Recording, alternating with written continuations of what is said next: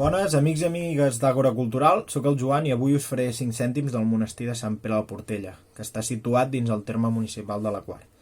La primera notícia que tenim del monestir, també conegut fins a finals del segle XI com Sant Pere de Frontanyà, és l'any 997, quan el comte Oliva realitza una donació d'unes terres al Cenoví.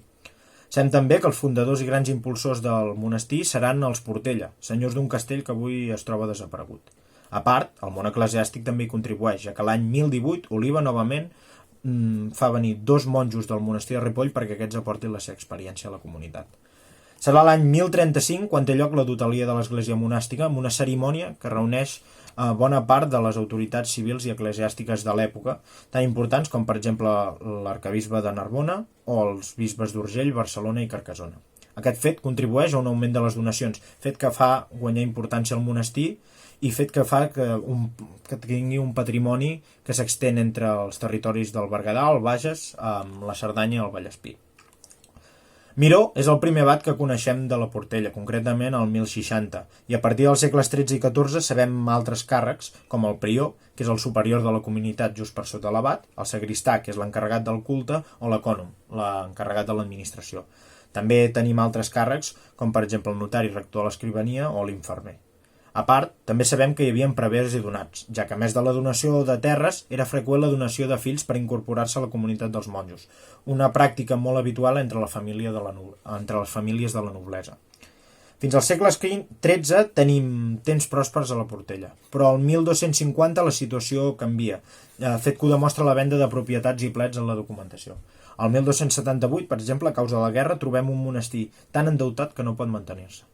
Aquesta situació sembla anar revertint-se, però el 1348 arriba la pesta negra al Berguedà, provocant una immensa mortaldat i fet que també afecta la Portella, ja que es moren alguns monjos i provoca que molts masos s'abandonin, afectant directament a les rendes del monestir. La solució per evitar aquesta proliferació d'aquests masos rònecs serà dividir les explotacions i donar-les perquè fossin treballades, i el control d'aquests dominis i de les rendes que se'n deriven es fa a partir dels capbreus, com una espècie de declaració de renda de l'època. Malgrat que ja hem deixat l'etapa de màxima esplendor del monestir, sembla que durant el segle XV tenim alguns moments de revifalla, com per exemple el 1422, quan el papa Martí V atorga unes butlles al monestir, o el 1427, 5 anys més tard, quan el llegat papal concedeix indulgències a tots aquells peregrins que visitin el monestir o les seves relíquies o directament facin alguna almoina. Durant el segle XV també destaquem l'etapa dels abats comendataris, que rebien el càrrec i les rendes del monestir sense necessitat de residir-hi o fins i tot en alguns exemples sense necessitat de ser eclesiàstics. Aquesta etapa s'inicia amb Lluís Ballús l'any 1459 i el darrer abat és Joan de Comallonga el 1548.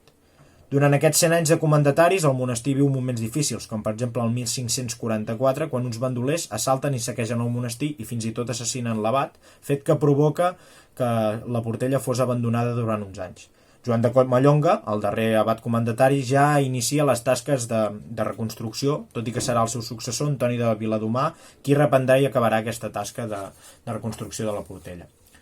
Ja a inicis del segle XVII, l'abat Pere Sancho i Felip II promouen la unió de monestirs de Sant Pere de Portella i Sant Pau del Camp de Barcelona, fet que troba certa resistència per part dels habitants de l'abadiat. Aquesta unió provoca que el monestir quedi reduït a la mínima expressió, i a partir del 1624 tan sols trobem 3 monjos encarregats de les parròquies del voltant. Durant els segles XVII i XVIII trobem diferents abats de la Portella i Sant Pau del Camp alhora, com són Joan Soler, Antoni de Portell, Francesc de Rius o Oleguer de Merlès. Aquests abats es preocupen de la conservació de les dependències del monestir i a mitjans del segle XVIII es renovaren les dependències monàstiques i el 1755, després d'un incendi, s'edifica un nou palau abacial. Al 1835 l'exclaustració posa fi a la vida monàstica a la Portella i tan sols hi resten 3 monjos en qualitat d'encarregats de les parròquies de la Quart, Sant Maurici i la pròpia Portella. Al 1873 aquestes 3 esglésies es converteixen en parròquies del bisbat de Solsona. Entre aquestes dues dates, el monestir viu la seva darrera experiència més destacable, ja que durant els cursos compresos entre el 1838 i el 1840, la Portella va ser la seu de la Universitat de Cervera, traslladada en aquell indret per la Junta Superior Carlina de Catalunya. Visites a la Portella durant el conjunt arquitectònic es troba tancat al públic, tot i que a la web de l'Ajuntament de la Quar es facilita un telèfon per sol·licitar una visita. Bé, espero que us hagi agradat i ànims i molta força a tothom.